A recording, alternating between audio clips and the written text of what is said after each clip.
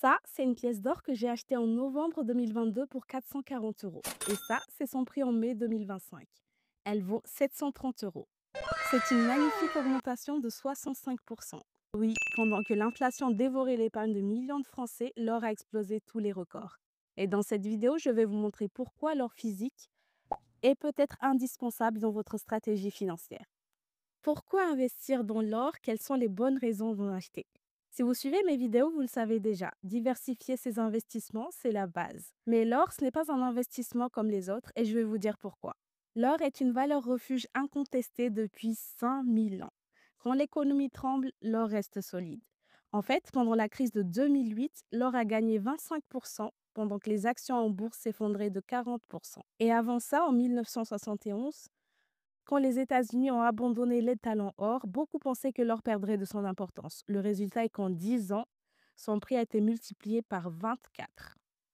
L'or a aussi l'avantage d'avoir une portabilité et une liquidité mondiale. Imaginez un actif que vous pouvez tenir dans votre poche, emporter partout avec vous et échanger n'importe où dans le monde. En cas de crise majeure ou de besoin urgent de liquidité, un gramme d'or reste un gramme d'or, de Paris à Tokyo. Honnêtement, en cas de crise, vous aurez du mal à emporter un appartement ou de vendre rapidement des actions dans un marché en panique. Un autre avantage de l'or qui protège aussi votre épargne, c'est la garantie bancaire reconnue.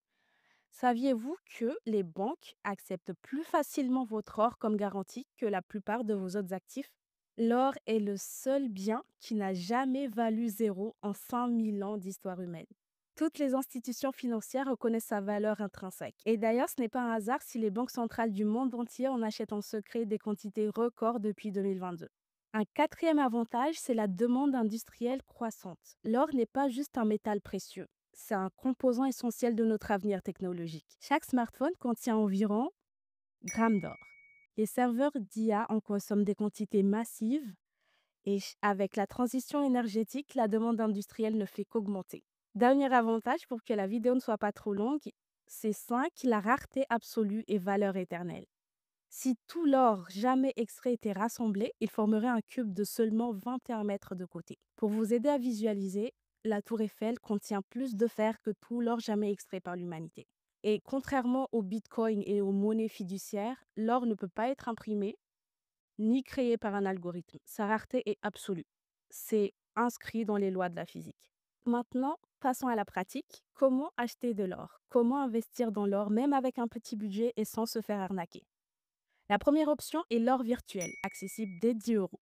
Pour les débutants ou ceux qui veulent tester, des plateformes comme Revolut permettent d'investir dans l'or avec de petits montants. C'est simple, rapide, mais souvenez-vous, ce n'est qu'un certificat, pas de l'or physique.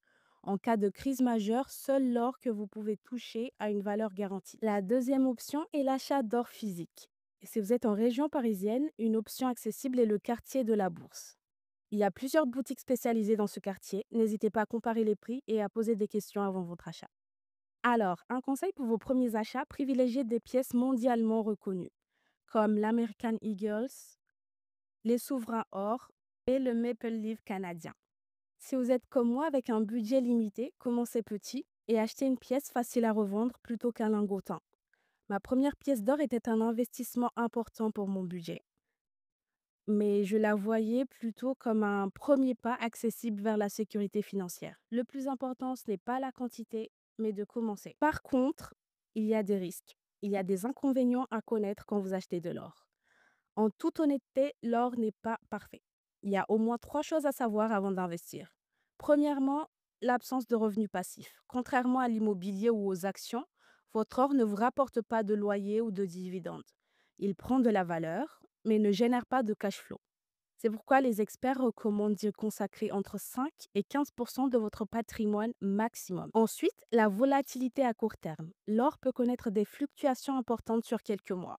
Si vous avez besoin de liquidité rapidement, vous pourriez devoir vendre à perte. Il faut y penser comme un investissement long terme, idéalement sur 5 ans minimum.